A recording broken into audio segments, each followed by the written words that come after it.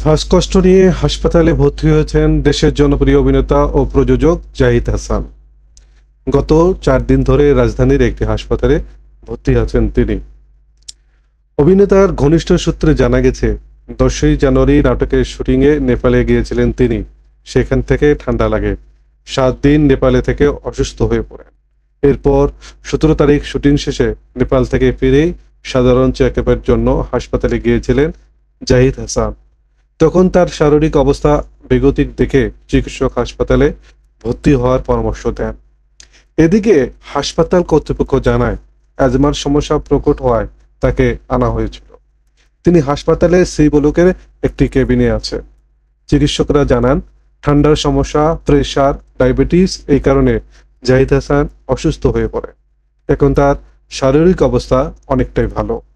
হাসপাতালে জাহিদ হাসানের দেখাশোনা করছেন তার স্ত্রী অভিনেতা সাদিয়া ইসলাম মৌ ও 2 সন্তান।